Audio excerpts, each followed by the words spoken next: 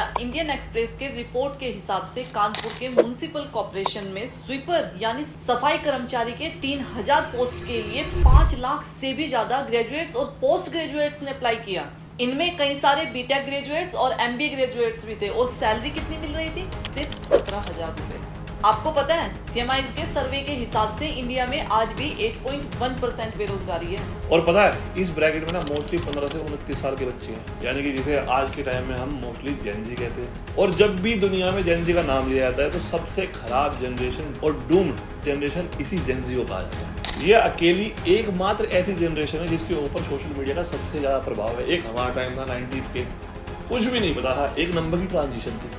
जेन alpha का भी यही हाल है। अब छोटे से छोटे बच्चे का हर घर में हाथ में फोन है। हाल तो इतना बुरा है कि वो बच्चे अच्छे से चल भी नहीं पाते, लेकिन हाथ से स्क्रॉल जरूर करते हैं मोबाइल को। दुख की बात तो ये है कि सर्वे की माने ना तो जेन जी के 58% लोगों को तो यही नहीं पता कि उनकी लाइफ का मकसद क्या है। और इसके पीछे सबसे ज्यादा जो रेस्पॉन्सिबल है वो है सोशल मीडिया। समय के साथ जो इंटरनेट और टेक्नोलॉजी एडवांस हुई है ना, आज पूरे वर्ल्ड में हाईएस्ट इंटरनेट यूजर यही जनरेशन है जिनका जन्म 2000 या उससे बाद हुआ है। आपको पता है 4.95 बिलियन लोगों में से 74% तो जेन जी है जो इसी जनरेशन से बिलोंग करते हैं। और जब भी जहां पर भी जेन जी और सोशल मीडिया की बात होती है तो वहां पे बॉलीवुड की बात ना हो तो ऐसा तो हो ही नहीं सकता। जिनकी पूरी की पूरी लाइफ सोशल मीडिया पे है और फेक करने में निकल जाती है, क्योंकि हर 2 दिन में कोई ना कोई PR स्टंट करना है जिससे वो वायरल हो सके और पब्लिक के साथ इंटरेक्शन में रह सके। मेरी बात मानो ना, ये सबसे बड़ा डर्टी बिजनेस है। और हमारे न्यूज वाले है ना, ये तो उनसे भी आगे बढ़ गए हैं। चलो छोड़ यार, इनकी बात तो हम करते हैं, न्यूज की बात करते हैं। बिजनेस से याद आया रूबल, क्या आपको पता है एप्पल ने भी खुद का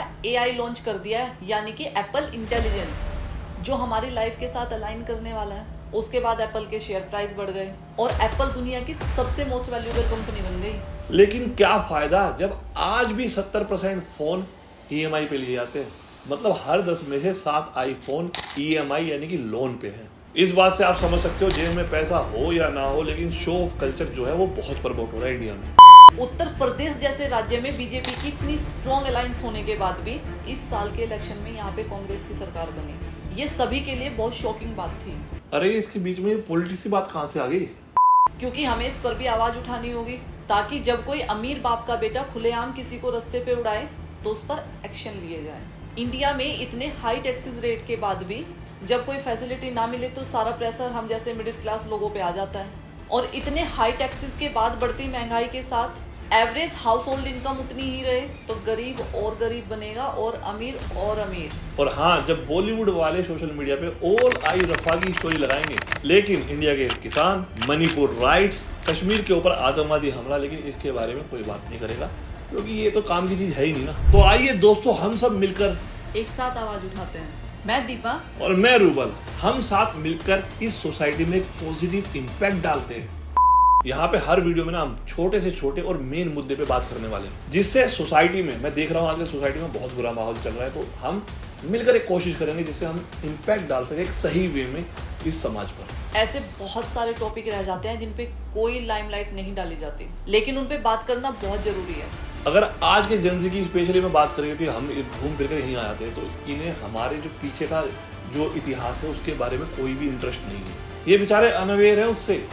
एक हम थे 90s वाले, हमने जो ट्रांजिशन देखी ना, जिस टाइम पर रामायण टीवी पे आई, महाभारत टीवी पे आई, तो हम उससे जुड़े हुए हैं कल्चर से। लेकिन ये बच्चे तो आजकल ठहरे मोबाइल में जिंदगी बिता रहे हैं। तो हमें कुछ ना कुछ करके इन्हें ग्राउंडेड रखना है, स्पिरिचुअलिटी की तरफ लेके जाना है और इन्हें इन चीजों से अवगत कराना है। क्योंकि अगर हमें समाज में बदलाव लाना है, अच्छाई करनी है, तो इसी यूथ को टारगेट करके और इसे सही राह पे लाने से ही होगी। हमारे साथ इस इंफोटेनमेंट जर्नी पर जुड़ जाइए, जहाँ पे एजुकेशन और बहुत सारा एंटरटेनमेंट भी होगा। हमारी कम्युनिटी का पार्ट बनने के लिए नीचे दिए गए सब्सक्राइब बटन पर प्रेस कीजिए।